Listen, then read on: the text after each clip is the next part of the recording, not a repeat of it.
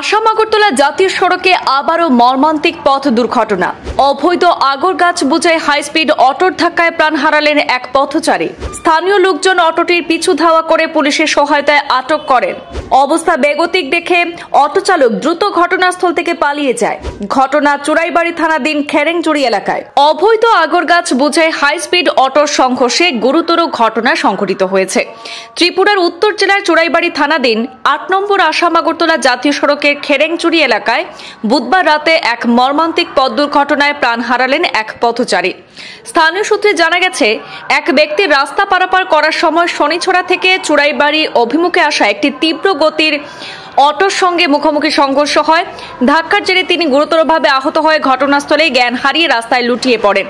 এই দুর্ঘটনার পর অটো চালক দ্রুত ঘটনাস্থল থেকে পালিয়ে যায়। ঘটনাটি প্রত্যক্ষ করে স্থানীয় লোকজন অটোটির পিছু ধাওয়া করেন এবং পুলিশের সহায়তায় সেটি আটক করতে সক্ষম হন।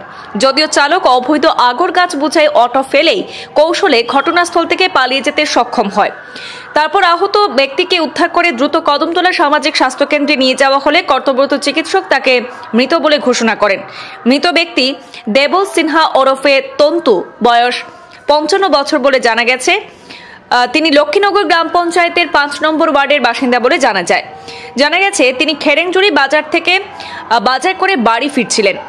স্থানীয়দের অভিযোগ, প্রেমতলা দমকল বিভাগকে বিষয়টি জানানো হলেও তারা অনেক দেরিতে ঘটনাস্থলে পৌঁছায় আর আগে স্থানীয়রা আহত ব্যক্তিকে হাসপাতালে নিয়ে যান। অন্যদিকে ওই অটোতে অবৈধ আগর গাছ মজুদ ছিল এবং অতিরিক্ত গতির কারণে এই দুর্ঘটনা ঘটেছে বলে স্থানীয়দের দাবি।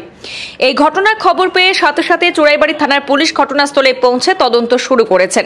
থানার অফিসার ইনচার্জ দেবব্রত বিশ্বাস জানান, দুর্ঘটনায় জড়িত অটোটি হেফাজতে রয়েছে এবং একটি পথ দুর্ঘটনার মামলা নিয়ে ঘটনার পূর্ণাঙ্গ তদন্ত চলছে এবং পলাতক চালকের সন্ধানে তল্লাশি অভিযান চালানো হচ্ছে।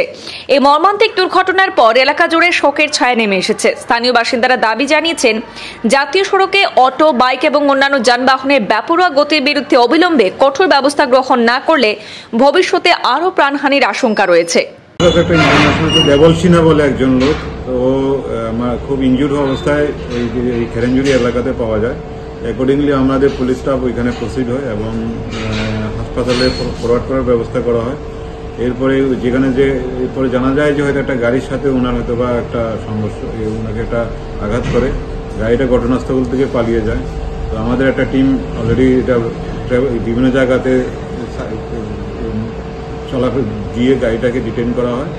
ডিটেইন করে এখন অ্যাকচুয়াল ঘটনাটা কী হয়েছে আমরা ভেরিফাই করে ফার্দার যা লিগ্যাল অ্যাকশন সেটা নেওয়া হবে।